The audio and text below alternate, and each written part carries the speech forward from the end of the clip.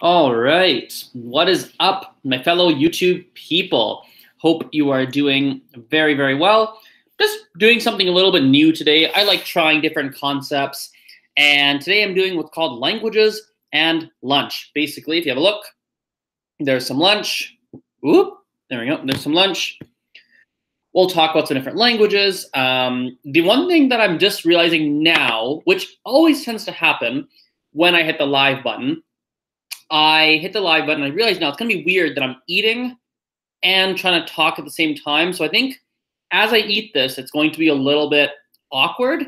So if you're watching this, a little bit awkward and let's say a little bit quiet, because I'm going to spend probably a little bit more time on eating and a little bit less time on talking.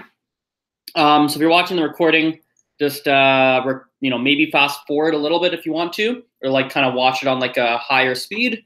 Live people, well, you'll get to watch me eat.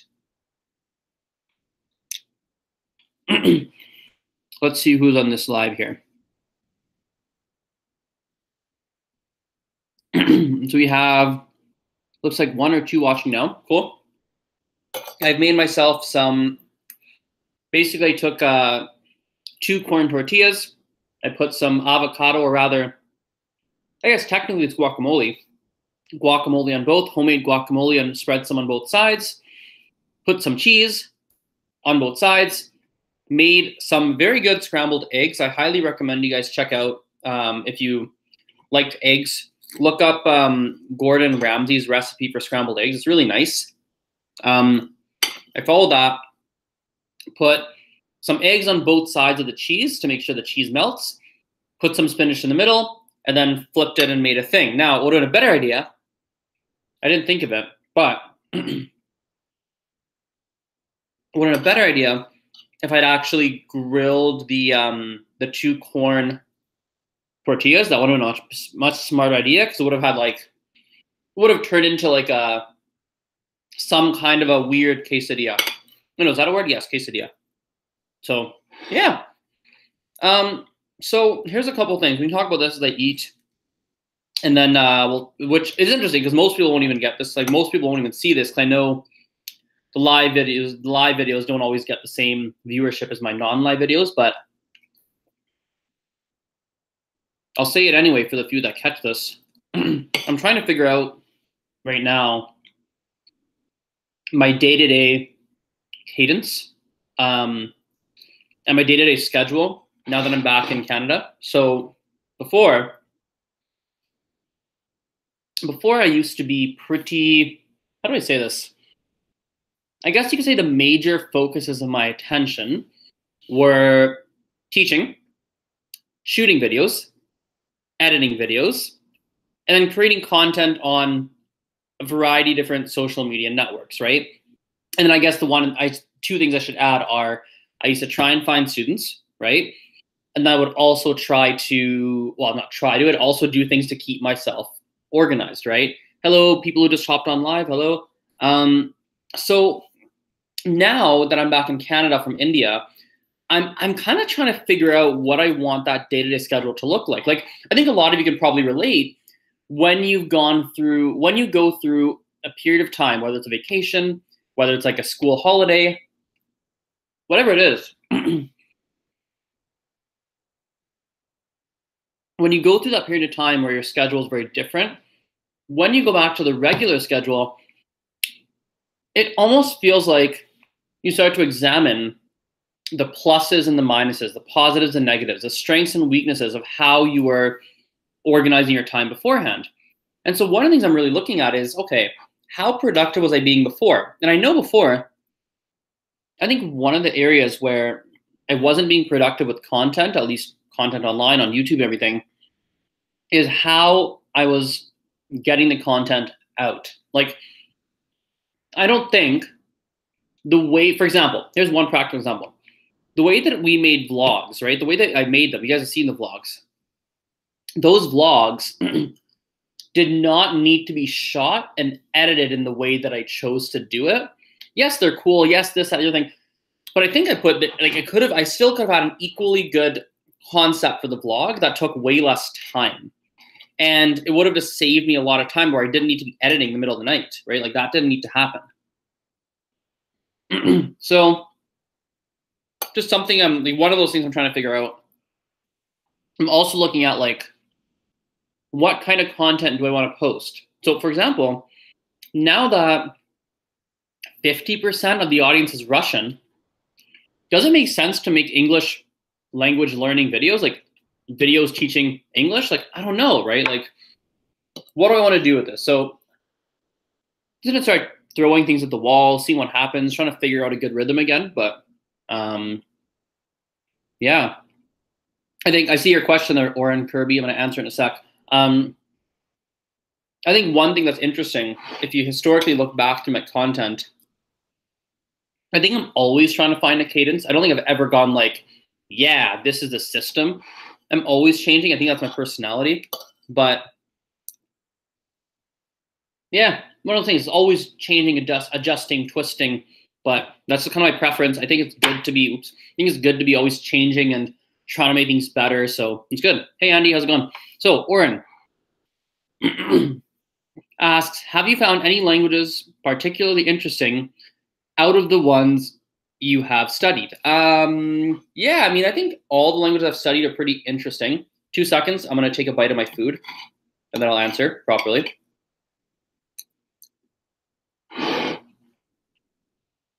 Okay. Yeah, I mean, the most interesting in recent history has been Gujarati, my own mother tongue, because there's not that many resources available for it. Like, there just aren't. So, so basically what that means, when there's not a lot of resources, it's often difficult to get your questions answered and figure things out. So I'll give you an example. Like, with my Gujarati teacher when I was in India and currently, I could never outright ask her a vocabulary or grammar question. It wouldn't make sense. If I said, hey, how does the blah, blah, blah, blah, blah work in Gujarati? How does the past tense work? What's the difference between this concept and this concept? When I asked her, she wouldn't know more often than not. So instead, what I have to do is I'd have to figure out, okay, I'm struggling between this concept and this concept. That's what I'm trying to figure out. I can't figure out the answer. Like, actually, here's a good example. There's 2 different words for I, depending on what verb you use in the past tense in Gujarati. And I could not figure out which word for I should be using. And depending on the word for I that you used, the verb would have to change differently. And it was so confusing. And so I was like, what the heck? Teacher didn't know. Nobody could like figure this out for me. It took me months to figure out what the heck's going on. So the way I solved it was by essentially making a list of all the verbs that are used with one word of I. Another list of words used with the other word for I. And I made a list, and I basically was talking to my teacher. I was like, hey, does this verb get used with this I number 1 or I number 2? Does this verb get used with I number 1, I number 2? It was a very boring lesson. It took like an hour and a half of like just making these lists. And me then looking for a pattern. I was like, what is the pattern that I'm missing here? I had a couple of hypotheses. And then I was like, okay, I think I figured it out. Then I started to try and structure out my own sentences using this hypothesis that I had. And I asked my teacher if those sentences were correct. Once I figured out what the pattern was, once my teacher confirmed that, oh, what happened to the stream here? It froze. There we go. Once my teacher confirmed that, yes, this is correct, then I figured out the rule. So I think that's a really interesting thing I've never experienced, where there isn't just like some website or some video that can explain most struggles you're having in language. Like, this is one where you have to like do some problem solving. What does Andy say here? Mm-hmm.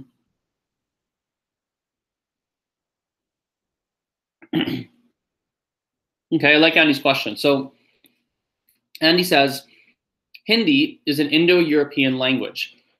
I dabbled in it briefly, and it didn't remind me of the European languages at all.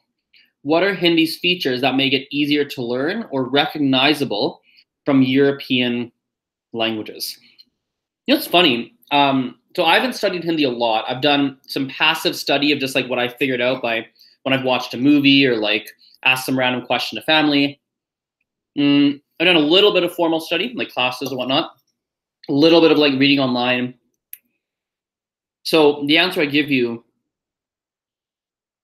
is going to be based on my formal studies of Gujarati, my little study of Hindi, and then my background of Gujarati just from growing up in Gujarati, because they're very close, right? So it's interesting. I don't really feel that it's that similar to European languages. Like it's interesting, right? Because when I think about it, sentence structure is not the same. Actually, if anything, Gujarati and Mandarin have a much closer sentence structure than like any European language and Gujarati Hindi. So that's interesting. Sounds are not the same. I would say this actually, Spanish and Gujarati, Spanish and Hindi have extremely similar sounds. And I think Italian would also fall into that category. Very similar. As a matter of fact, every sound except for one that exists in Spanish exists in Gujarati. Every single one. And Gujarati, the additional sounds we have, they're actually, they're just, if you know linguistics, it's just an aspirated version of the sounds that are already in Spanish. So I'll give you an example. Spanish, there's a. Gujarati, there's a. Spanish, there's be, like ba. Gujarati, there's ba as well. Now, Gujarati, instead of going to the letter C, we'll then say bha. So we have ba and bha, like a very aspirated one. Versus in Spanish, you just have the ba. So Gujarati has an aspirated version of B and a non-aspirated. Gujarati has an aspirated and non-aspirated. Spanish only has the non-aspirated. That's kind of the rule. So I guess that's a similarity. In terms of making Hindi easier to learn, I think, I'm just trying to think of like, from what I know, what's easier to learn, Spanish or like Hindi, Gujarati, or like any European language, or it's a tough one. Well, let me brainstorm this out. I'm not sure the answer. Let's brainstorm it out. I think it depends on the European language. That's a big one. Because, for example, for some reason, I would think French, I don't know, like, for some reason, I feel like European languages for an English speaker would be easier to, it'd be easier for an English speaker to pick up a lot of those Western European languages, Italian, Spanish, French, things like that, than it would to be learning Hindi or Gujarati or an Indian language. And I think one of the reasons for it, one reason for it is that if we're a native English speaker, especially if you're from Canada or the States, I think we tend to come across Spanish, French even, maybe some German. We tend to come across these languages and hear them as we're growing up, whether it's like on some TV show, like maybe someone's from Mexico and they have like an accent and how they speak, or maybe it's like they visit a French restaurant and they happen to say garçon and they make this joke about calling the person over, like the waiter over. We tend to hear a little bit growing up in music, right? I don't know, and live people let me know, people watching the recording let me know in the comments. I wonder if, like, how much Indian stuff do we come across? Like, how much are we exposed to Indian, like, languages in North America, like in English-speaking countries? Like, are we? I don't know. I'm not sure. Like Bollywood, but does like the traditional, quote unquote, like I'm gonna call it like like the Canadian or American, or the person who's like born in Canada, parents from Canada, grandparents from Canada, everyone from Canada, are they watching Indian stuff? Like, I don't know. I grew up with it because my family's from India, but I don't know. That was gross. I like dropped food. Question live chat, where are you born? Born in Calgary, born in Canada. This concept of lunch and languages, bad idea. I don't like eating. I don't like eating and doing this. I don't know. It just doesn't feel, it feels weird, doesn't it? It feels like there's an audience. It feels like I'm in a restaurant and like people are just watching me eat, and I can't see you. It's like I'm in a restaurant. There's like some one-way glass. I see my own reflection, and I know there's people behind the glass watching me eat and listening to me. And every now and then they send me a little text message like, I don't know. I don't know. Sapphire makes a good point in the chat here. The nasal sounds. The sounds in Indian languages, I think, would be more difficult for many speakers. Because we have... So we nerd out a little bit in linguistics. Indian languages, many Indian languages have retroflex letters, which is where you take the tip of your tongue and it basically stands up pretty straight in your mouth, or sometimes even curls back a bit. Actually, no, curls back a bit. And you're making sounds like curling your tongue back. A lot of people find that difficult. There are aspirated sounds and unaspirated sounds. You have rolled R's. You have nasal sounds. You have... So let's see, e, u. You have, in writing anyway, so here's a good example. In writing, you'll have these vowel sounds that essentially sound identical, except that sometimes the words are written differently. So like, for example, in one word, you might get the letter E, right? But there's two E's, and you could write it either way. One's long, one is short, but in speech, it doesn't really sound that different. So something to think about, right? Or even like in Gujarati, here's a good one. In Gujarati, we have sa, sha, and sha. Depending on the dialect, we will mix all three of those letters. And the two sha, they're two different letters, but they're pronounced basically the same way. I'm sure historically there's some like difference between the two, but like nowadays they got mixed up. And for example, glasses in my language, if I'm not mistaken, I'm 80-90% sure on this, maybe I'm 95% sure. If we were to say it as it's pronounced, we'd say chashma. So ch, like a sh sound, right? Chashma. But usually, often, not you, I'll say often, you'll hear chashma with a s instead of a sh. So anyway. Oren says, does it have something like one symbol for each consonant / vowel? Like, yeah, I see what you're saying. So yes, Gujarati, Hindi are both different than English and different than a lot of European languages. And this is probably even easier in the sense that there's one, like it's kind of like Spanish where there's one letter that makes one sound. This consonant, like the consonant, like ka says ka. The consonant ka says ka. The consonant blah blah blah does blah blah blah. Like the vowel this says this, and it never really changes, right? So definitely an easier aspect, I think. Oh, questions coming through. Have you ever taken IELTS? Have you ever taken the IELTS exam? If the answer is yes, how did you do? I've never taken it, but can a native speaker take the IELTS test? I didn't know we could, but I know I've not taken the IELTS exam. I didn't know a native speaker could take IELTS. Because like I don't think a native speaker could take, like I don't think a native French speaker could take what is it? Like Del for like a native Spanish speaker to take Dele. I don't think they can do that. I could be wrong, but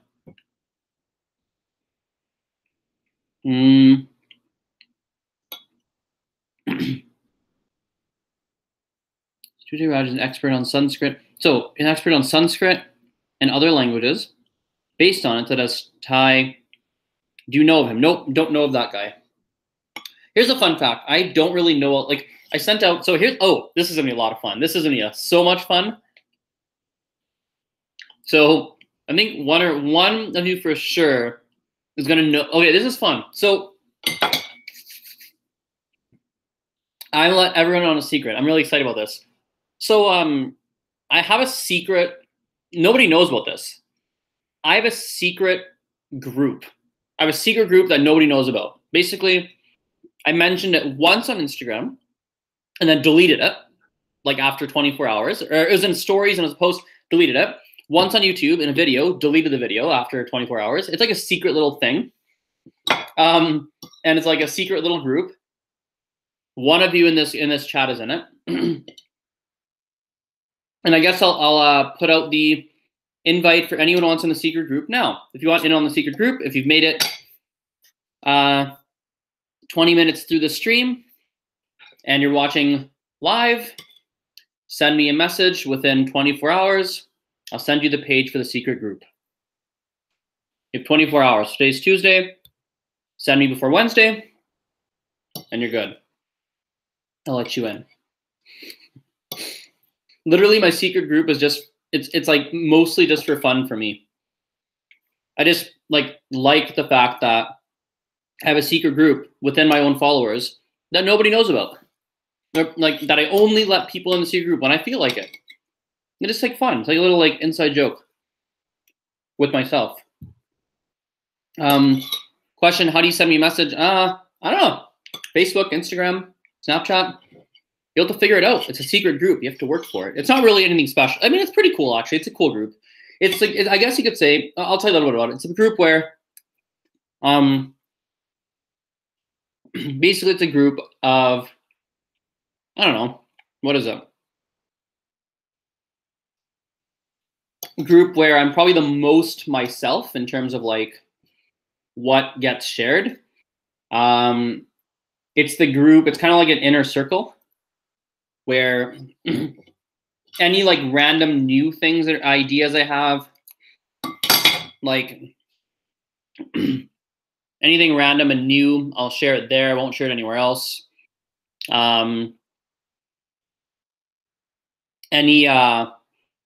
Like here's a thing that happened that here's a thing that happened. I offered to fly someone to Canada in the group. That was pretty cool. So it's just a cool group. It's just an inner circle. You have to join it. People say they want to join it in live chat. Sure. Send me a message. Like I said, you have till tomorrow. Send me a message on Instagram, Facebook. Hang on 2 seconds. I want to get something. Wait a moment. Oh, yuck. Hey, do you guys want to see something? Look at this. I haven't done one of these random live streams in a long time. Like where there's literally no purpose to the live stream. I like talking to myself, which is fun. And I like, so here's a really weird fact. It's 2 o'clock. I gotta hurry a little. Okay. Anyway, here's a fun little fact. What was I saying? Oh yeah. So, oh man, I don't know if I want to say this. Should I say it? Yeah, why not? I guess I'll say it. So I don't really know how to put this in words. Never mind. Never mind. Anyway, look at this. Cool, eh? It's got sweets inside that I guess for like a non-Indian, they might look like something that they're not. I don't know if you can see this. Let's see. Pull up this camera feed here. Oh, yeah, you can see it. They might look like something like they're not, but I promise you they're not what they could potentially look like. I'm not going to elaborate further. If you're confused, never mind. Oh, hey, by the way, so people are saying YouTube is a way to send anyone a private message. After the live chat, go to Azren's channel about page. There's a button. You can give them your email and send me a message. Here's the thing. I don't always get YouTube messages because YouTube has it's a weird thing with YouTube messages. It's just odd. If you message me on YouTube and I don't answer you, it's because I just didn't see it, because it's not like an inbox I can check. It's like really removed. I actually don't know how to get to it even. I just know I sometimes get an email and I have to click the link in the email for me to know where it even go. So Enigma, if you send me that message, I may not answer. Instead, go to the description of this video. There's like a Facebook, there's a Snapchat, there's an Instagram. Those are probably the best places like you can actually send me a message, because Facebook, Snapchat, Instagram. Pick one. If you don't have them, make an account, send me a message. It's not that difficult, okay? Anyway, let's eat one of these. It's very sweet. It's very yummy. Not very sweet, but pretty kind of sweet. It's sweet. Hang on.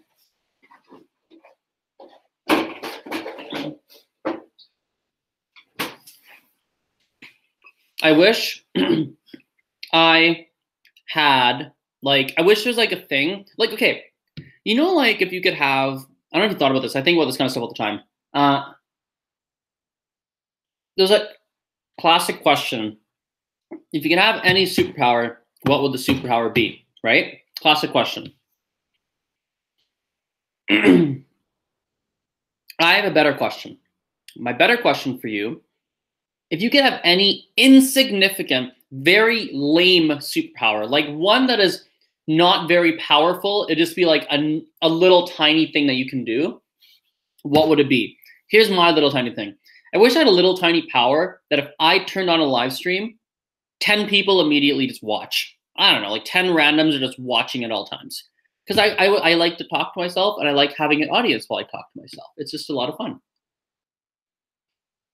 I wonder what I'll think back on my videos when I'm like 60.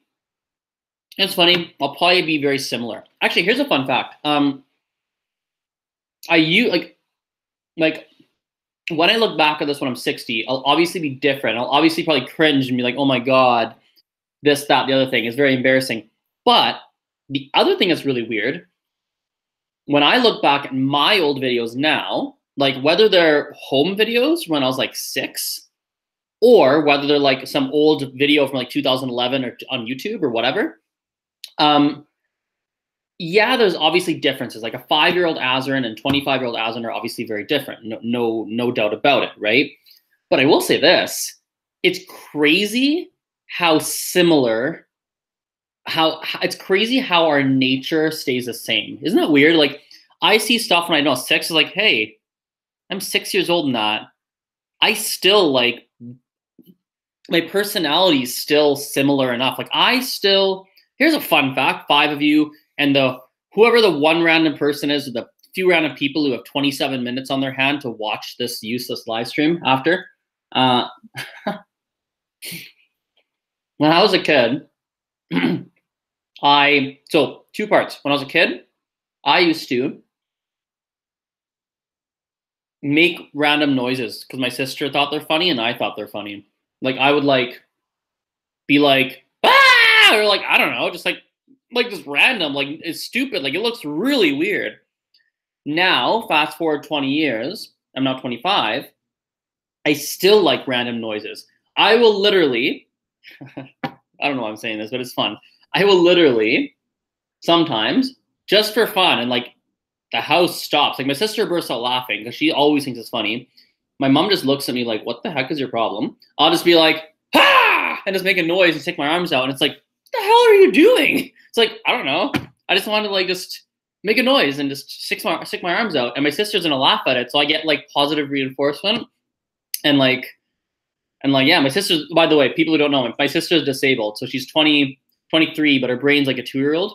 So she still thinks it's funny. So it gives me positive reinforcement. I kind of think it's funny too. And then since someone else thinks it's funny around me, and me and my sister think it's funny, and my mom doesn't, we're the majority. And I'm like, Mom, you're the weird one. We're not weird. The reality is that I know I'm the weird one, but anyway. The ability to mimic other people's voice, it's not something you benefit from, but it's a surefire way to crack someone up. Yep, for sure. Absolutely. So let's do one little thing about languages, one thing that's not about languages, and let's finish this. So about languages, because actually, this was a lunch in languages live with Azren, and yet we didn't talk that much about languages, a little bit. Okay, let's start with languages, then we'll do non-language. This is a big one, actually. I made up, 3 things. 1, I want to start talking about this more. I podcast. Do you guys know this? I have, I think, over 100. I would love, I appreciate this. People who are typing in the chat, give me a yes or a no. No judgment either way. If you follow my podcast, actually, do you listen to podcasts in general? And then do you follow my podcast? Give me like some thoughts. I have like, I think I have like over 100 podcast episodes, I think. Is that a thing? I think it is. I might have close. I mean, I don't know. Like, I don't know how many videos I have. I must have a few hundred videos, but I might have half of the number of videos I have in podcasts. Isn't that crazy? Some of the podcasts are short. Some of them are long. Like, it's kind of a mix of both. Some have a guest. Some don't. Most of them don't, because I usually podcast while doing something. The same way people listen to podcasts while they're doing something, I make podcasts while I'm doing something. So maybe I'm like making lunch or something. But anyway, podcasts, it'd be cool if you follow my podcast. I appreciate it. If you're like a podcast person and you like listen to stuff, what I like about podcasts is that you can actually listen passively, the same way a lot of you are probably listening to this passively, for example. But anyway, so podcast, link in the description. So that's number one. Number two, let's talk about language stuff. I made a podcast about this, and I'm probably going to make a dedicated video about this, but let's at least start the conversation here. Actually, let's talk about something different. Let's talk about eeny, meeny, miny, mo. Catch a tiger by its tail. If it hollers, let him go. Eeny, meeny, miny, mo.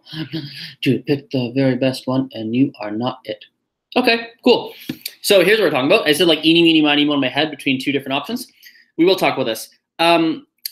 One thing that's incredibly important in my perspective when it comes to language learning is I mentioned this in passing yesterday, but let's come back to it, is the importance of having the language front of mind and taking like, man, you know what? I don't want to talk about that. I'm not ready to talk about that. I'm not ready for that.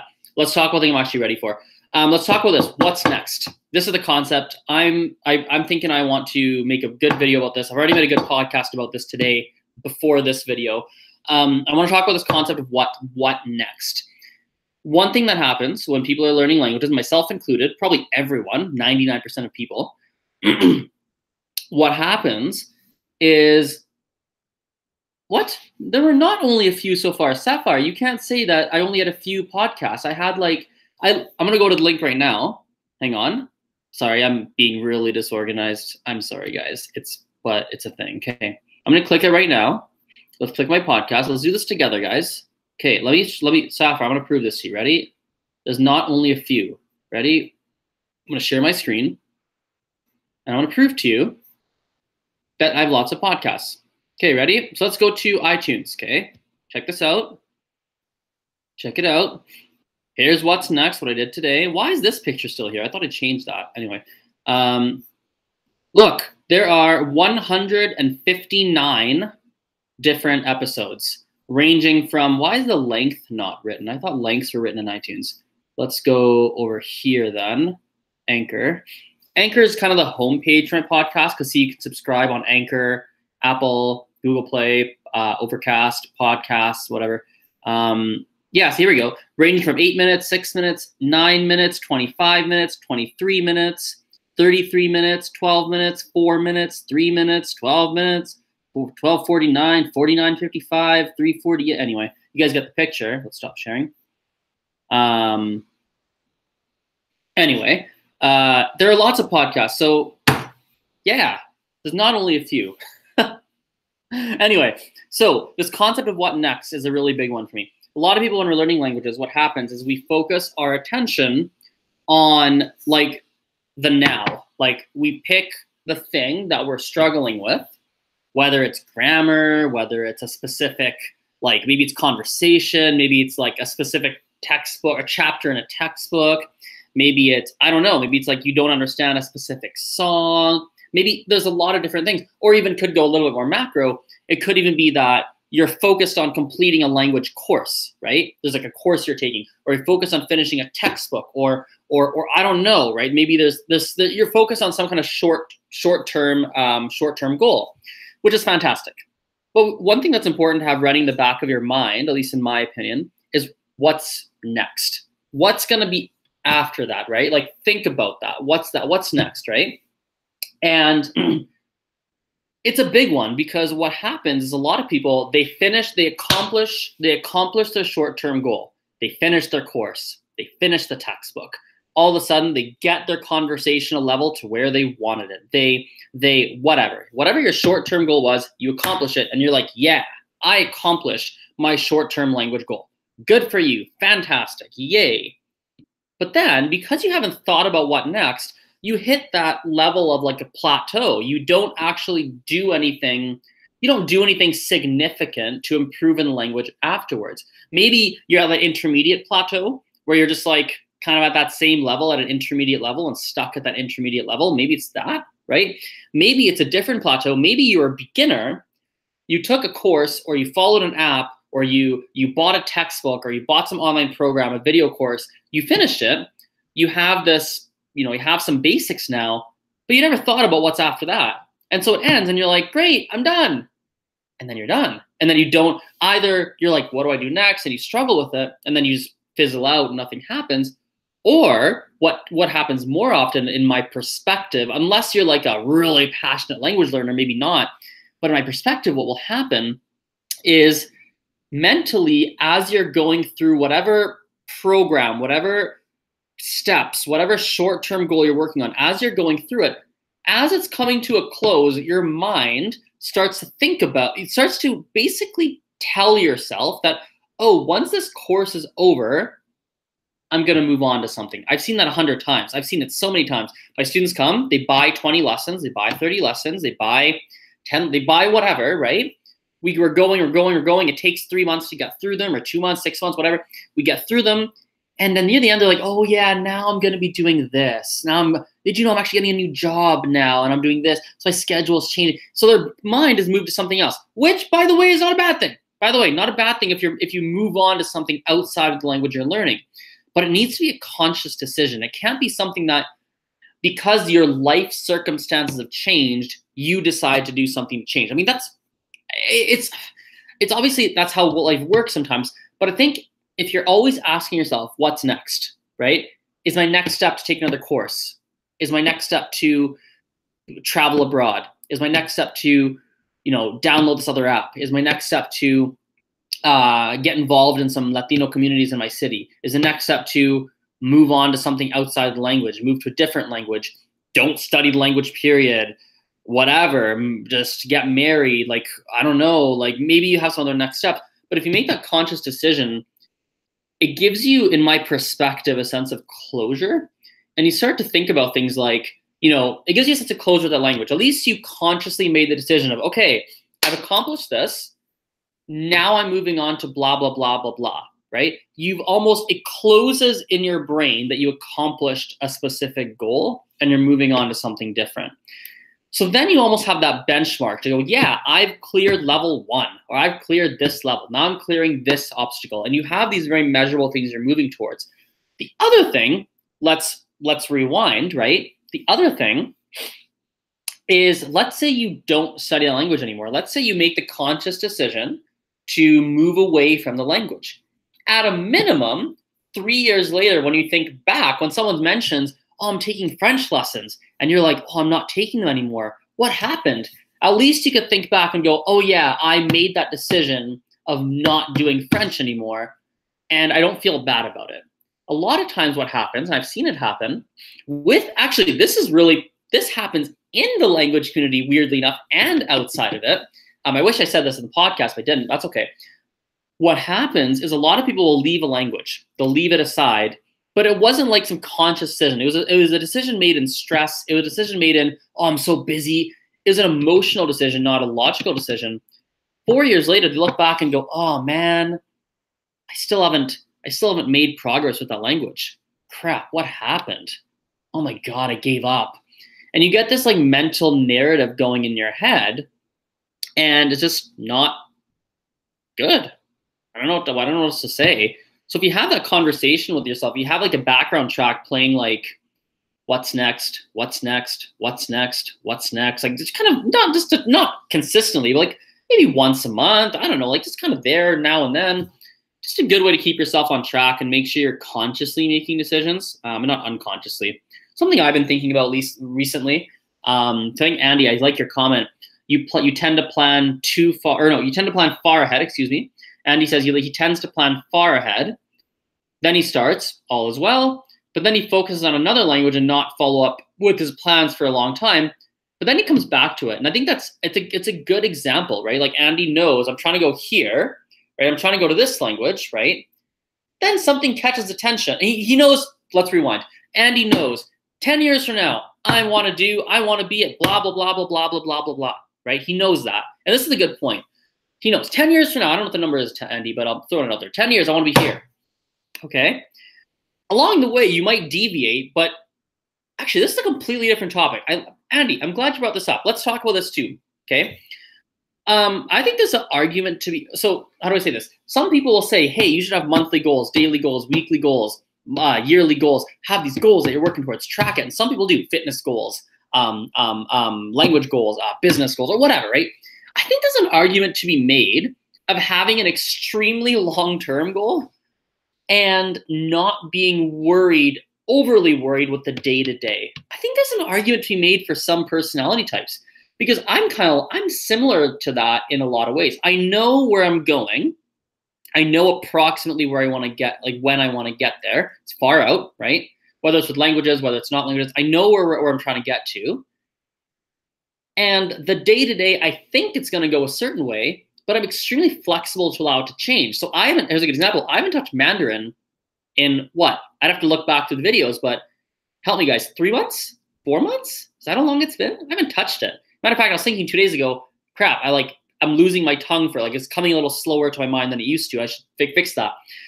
But I didn't plan that. I thought I bought into Chinese Mandarin till I'm like 29 and I'm just going to be good at it. But then my family was going to India and there's weddings and stuff. And I was like, maybe this is a good time to focus on Gujarati. Maybe Gujarati should happen now and Mandarin just everything gets put on hold. Right? Or I thought, here's another one. I was like, I have certain financial goals that I have, right? This is going away from languages, but, and by the way, everything I'm saying could be wrong. And I think this is a good point to make too. A lot of stuff I talk about is just my experience.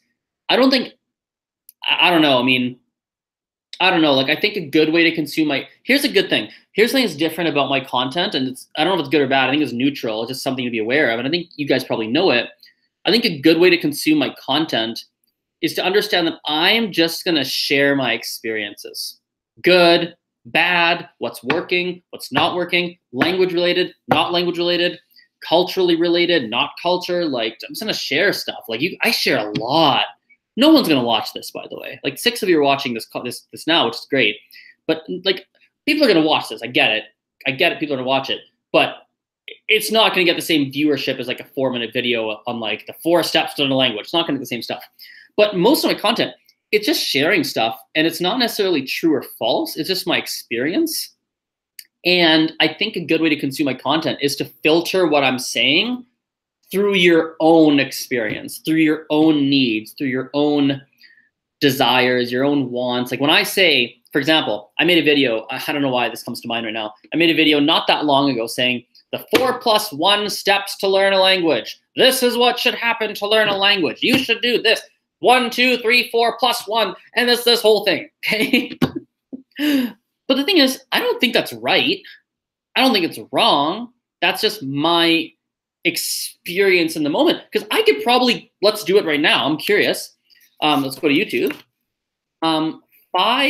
Let's do the 10 steps to learn a language. Here we go. I Googled it, or I searched it. Here we go. I'm gonna share my screen with you guys. Share my screen. Why can't I share my screen? There we go. Share my screen. Check it out. Here it is. 10 steps to learn a language. Learn English in 24 hours with English Class 101. How to learn Korean for free in 10 steps. How to speak every language. The 4 stages of learning any language. This is programming language, but whatever. Learn a language in a week in 8 steps. There's so much. How many videos are there? There's 16,900,000 videos. How to learn a language in 6 months. How to learn a language. Oh, by the way, this stuff pisses me off. How to learn a language easy. How to learn any language in 6 months. This one's fine, but anything that's fast, it's a pet peeve of mine. I'm not saying it's bad, just not my style. Anyway, 7 quick tips. There's so much.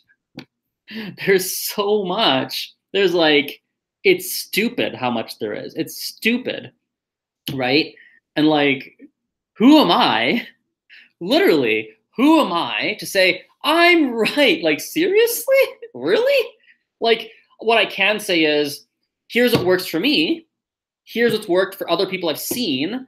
Here's what's worked for, like, you know, in my experience. Here's what hasn't worked. Here's my hypotheses. Here's some data as to think why I'm right. But it's not going to work for everyone. Right? Like, even when I look at here, this is a controversial area. This is going good. It's too bad I have to leave my house in 20 minutes, but we could go on some cool stuff here. And I think a lot of you are gonna like this. Like, here's a controversial thought. Let's think about, let's look at like research, okay, around language learning. There's a lot of research and there's a lot of studies, and they go, studies show that blah, blah, blah, blah, blah, blah, blah. Studies show, I'm just throwing stuff out. I don't know if this is true because I haven't done the studies, but I haven't looked at them. Studies show that when you know 5 languages, it's really easy to learn this any other language after. Or studies show that when you learn a language as a baby, it's easier than when you're 72. Studies show this. Studies show that a really good way to, the way the brain absorbs languages is through, what's it called? What's that theory by, what's his face? Comprehensible input. That's one. Comprehensible input. Studies show that this comprehensible input is really good. I've done the studies for 40 years. This is how it works, right? And this is what happens, right? And then we base, and rightly so, correctly so, a lot of people, the smart people, the good people, will base different theories, will base apps, will base their teaching styles, their lessons, this, that, how they study around the common, most modern research, which is 100% true. It is how things should be, right? That's Stephen Krashen. Thank you, Andy. Stephen Krashen, comprehensible input. That's the one, exactly. Absolutely, that is how it should be done. You should know the research, know how it's done, and structure your lessons and structure your the way you learn around that. Good. Here's my pet peeve, and here's where we get into some controversial territory.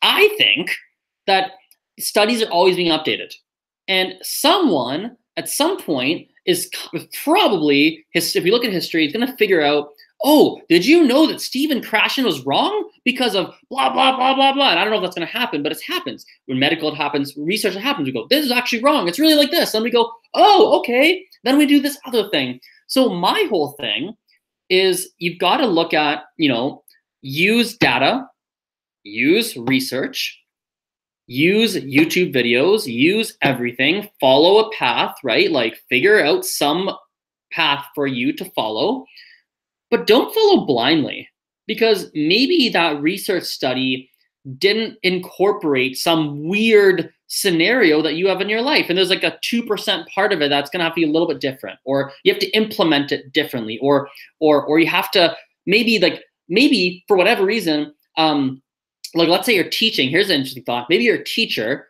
You've taught a specific way for 20 years, and let's say it's good. It's a 7 on 10. You're doing a good job. You're not great, but you're good. If they did the research on Stephen Krashen and this and that and this theory and that research, you could, theoretically speaking, take your teaching practice from a 7 to a 9 or 7 to an 8, or move it up and become a great teacher, theoretically, right? But the challenge is, maybe you're not that into it. And you're like, oh man, if I put that, and you don't want to put the time in, it'd be, you mentally would not like your job anymore to change how you're teaching to try and get to that 10. If that happens, maybe it makes more sense for you not to learn the new research. I don't know, maybe. And you might disagree. And you know what's funny? Like, as I said that, I think it's wrong, because I think you should be like improving your practice, etc. But it's just interesting, right? Like, I mean, I think people need to put their own lenses on, which is why when I'm teaching, like, when I get a language learner who's not really done much language stuff in the past, usually lessons start like this. I'll go, hey, anything you want to like focus on, anything you want to know? Usually they're like, I don't know, no idea. I go, okay, and then I have the whole thing planned out. But usually after 5 lessons, 4 lessons, 10 lessons, after a certain point in time, like, I keep asking them what they want to do, because I know that as they get context, they're going to start to feel pain points, and they're going to want to focus on their own thing. They're going to have certain things that come up that they want to learn. And then that's where you got to start to mold things around them. It's kind of like, I'm an incredibly, I'm an incredibly terrible, here's a good one. I can't swim. Okay. I can't swim. And if I were to try and learn to swim, I wouldn't know where to start. Like, I've seen people swim. I remember some lessons when I was a kid. Like, I think I remember some, but I don't really know. Like, if some swimming teacher asked me, what do you want to do? Like, what do you want to work on? I'd be like, I don't know. I want to swim. Like, I don't know. I want to swim. Like, teach me how to swim. Like, I wouldn't even know my stroke is poor, or I want to be able to swim quickly. I don't even know what the goals or what the thing should be.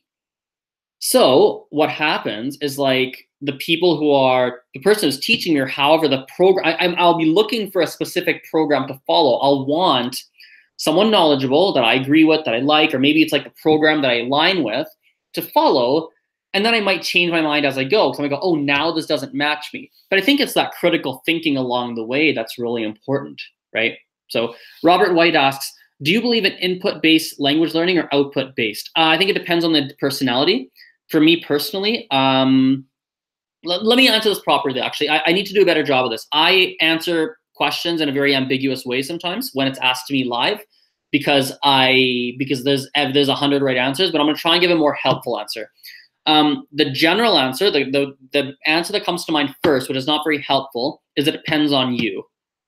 It depends on your personality. Some people are going to be better with input-based language learning. Some people are better with output-based. I'll give an example. My mom's a teacher.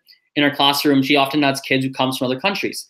Often these kids will go through this quiet phase where they never talk. They literally sit there and they rarely talk. Suddenly, very quickly, they become the most talkative person in the classroom. Input. They're thinking, process. And then in a very short period of time, and there's a sudden shift one day, and they're all of a sudden really talkative. That happens. Some people talk, make mistakes, get corrected, make mistakes, see people's reactions, and learn that way. So I think it depends on the personality. A more helpful answer that I think, especially from people who are going to be looking for some direction and like what to do, I think I would look at I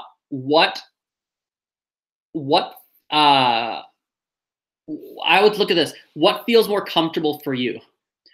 Does it feel more comfortable for you to be quiet and not talk and just observe? And is that more in your comfort zone?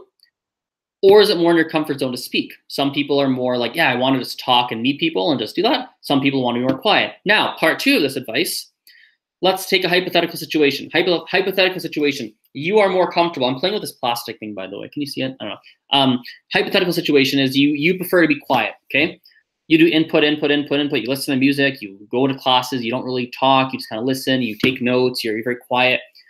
And there comes a point where you're like, I'm not getting better. Like you want to get better at speaking, and you're not. For some reason, it doesn't feel right anymore to do only input. Switch to output, right? Now then move to doing talking, then move to talking and communicating and speaking and learning by speaking or by writing or whatever. And vice versa. Maybe you're comfortable talk, but then you're like, this isn't feeling like the right decision anymore. I think people know the right answer. Actually, here's a weird thought. I think a lot of times when people ask me a question, somewhere inside they know the answer, but they're looking for confirmation, or they want someone else to say it because in their own mind it's muddled. I'm the same way that way too, not with languages, but with other things. Anything that's not my like core strength. Sometimes I know the answer. I just need someone else to say it to give me like the permission to do it. So I think that's the right thing. Like, you got to listen. You got to pick the one that feels most comfortable. Do it. Listen to your feelings after that, because there's going to be a point where either continues to feel good and you're like, yeah, this is working. I'm happy. I like this. Or there's a point where you're like, I don't know if this is working anymore. And that's a hard moment, because there's 2 parts of your brain. One part of your brain goes, oh man, I don't think this is working anymore. And the other part of your brain goes, I don't know if I want to change. It sounds really scary to change and do something different. And then you're in that battle, right? But the thing is, when you feel that feeling of, I don't know if I want to change, I don't know if this is working, switch to something different. You got to change it. And I think what's interesting is I'm a believer of, I lost the plastic thing. Oh man. Anyway, I'll play with this instead. Oh, it fell down. Anyway, I think majority of, I hear talking. Anyway, I thought I heard someone in my house. I think most people make decisions slowly. Like, how do I'm saying this slowly because I'm trying to process this. I've never talked about this before. Yeah, I think most people make decisions slowly. They think about it, they weigh things out, they sleep on it, they try and weigh out what's going to happen. They think about the pros and cons, and I think a part of people's minds worries about making the wrong decision. I think a healthy debate to have is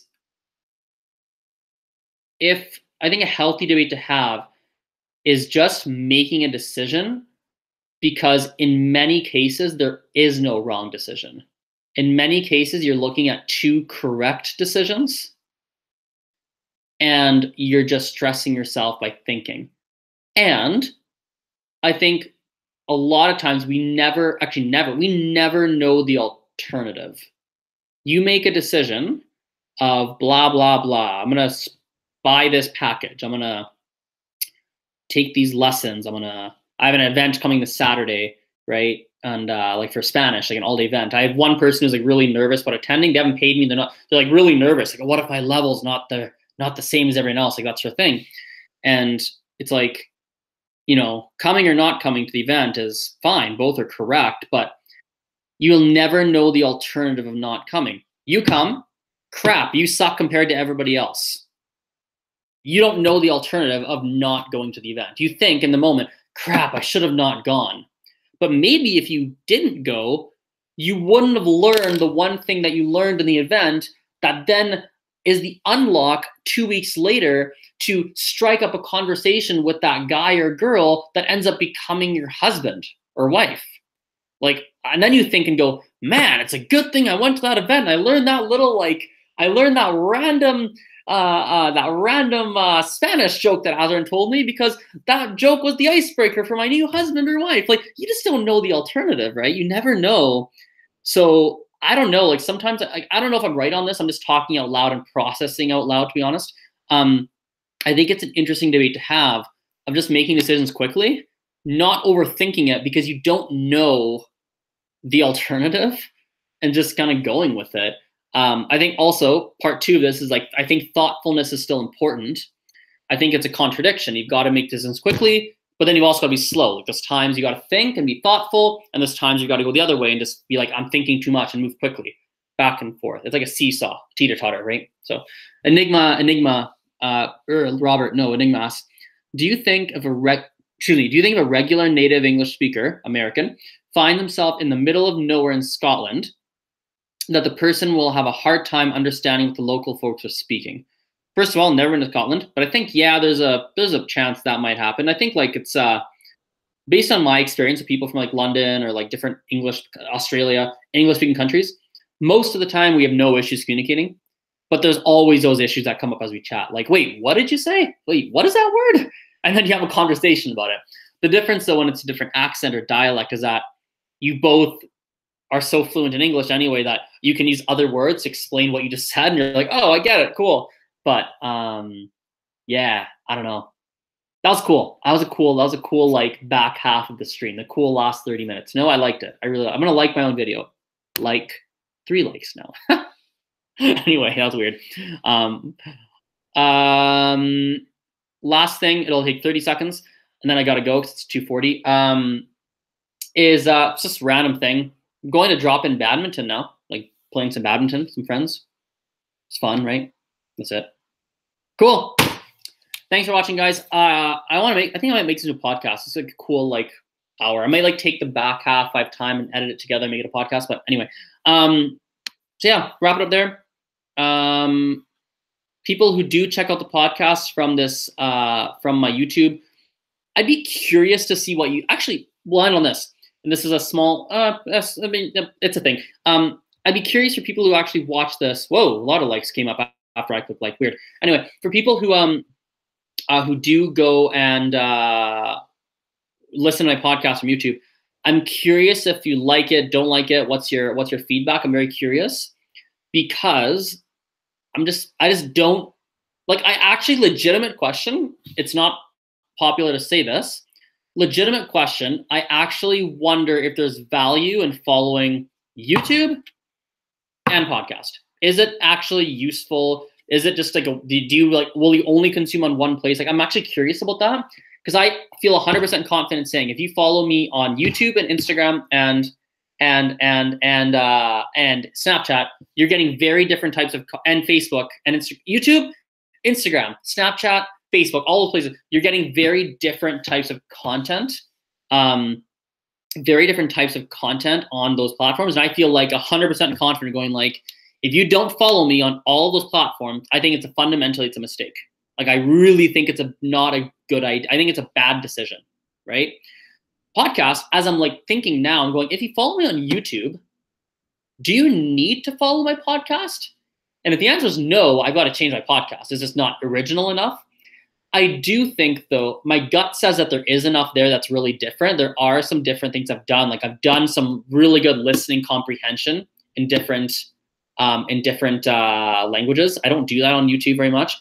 I've talked about things on podcasts that I haven't talked about here. I've done like cool interviews while driving with people. Like I had an interview about like my friend about like what's it like losing his first language while coming back from Philippines. Like there's definitely some interesting stuff there. I'm just wondering how much like. Anyway, I'm gonna end it. I just realized there's some stuff I need to think about. Yeah, I don't know. I'm gonna think about it. I'm gonna think about what I'm doing on the podcast. Maybe I need to change it. Maybe I'll keep it the same. I'm not sure. I'm happy with where it's at. I think it's just like I don't know if I need to level it up or not. I'm gonna think on it. Anyway, I gotta go. I really gotta leave now. I got a couple of meetings with tutors that work for me, and then I got to teach some people. So, peace. Let's end the stream. Where's the end stream button? There we go. All right, peace, guys. See ya.